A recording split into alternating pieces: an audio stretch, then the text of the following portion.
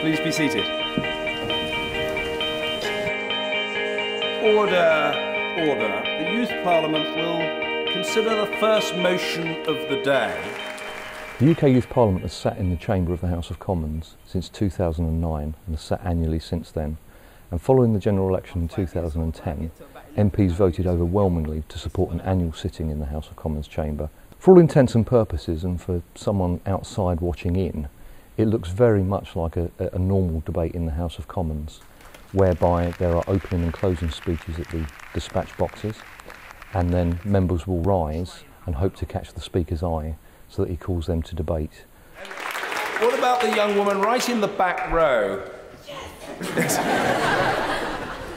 Kate Taylor from the Southwest. How can you expect all young people to have subsidised transport when people in very rural areas such as Devon don't even have transport? Now, the role of the Speaker is to chair proceedings or to chair the debate, and he will look to members of the UK Youth Parliament so that he can call them to speak and to participate in the debate. Gentleman there. It's really important that the debate starts at 11 o'clock, and for some that's quite difficult because they're travelling a long way.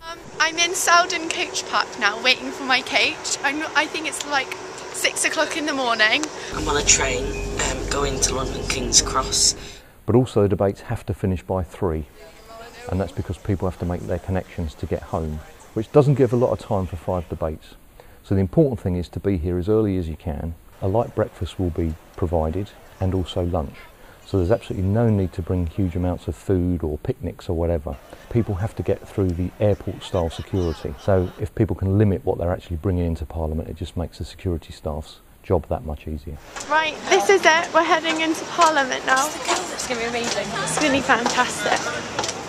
In previous years, the debates have featured on the BBC Parliament channel, and we anticipate that that will be the same this year.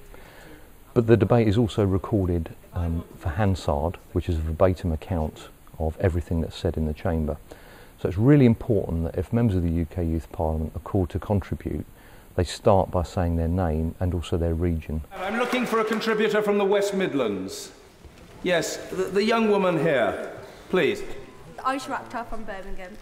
We've talked about conscience and our moral compass, yet where is this morality when thousands of... During previous debates, members of Parliament have popped in and lurked around by the Speaker's chair or sat in the galleries. So really don't be too surprised if you see some very familiar faces popping in and looking at the proceedings. The obligation now and the opportunity now is for the Youth Parliament to vote. Well, in 2010 we tried a new system of voting using the actual division lobbies, so the House divided as such.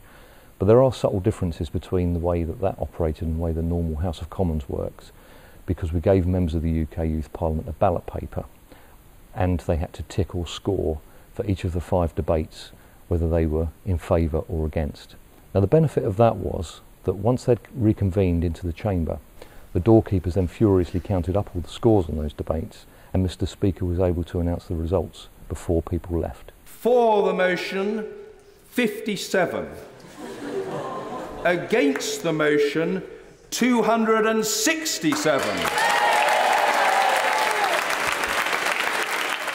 Previous sittings have proved to be enormous fun generally, but what I would say, one bit of advice I would give to UK Youth Parliament members coming here for the first time, is that it's perfectly normal to feel nervous. It's the morning of our debate and I'm outside the Palace of Westminster. I'm starting to get a little bit nervous now. I'm starting to feel quite nervous now. And even some of the great Prime Ministers have said that when they've come to this place, they've been terrified. But those nerves hopefully will dissipate after a short time. And once the debate starts to flow, I'd encourage anyone who's coming here to try and overcome that and to contribute, because this is, for many, a once-in-a-lifetime opportunity. So I've just spoken in the House of Commons for the first time in my life. I think it's really important basically because we are a massive part of society and we don't have the vote. Yeah, before I was feeling like proper scared, but now I'm confident. I just spoke, I did my speech and it was absolutely exhilarating. It was one of the best feelings ever. I want to do it again.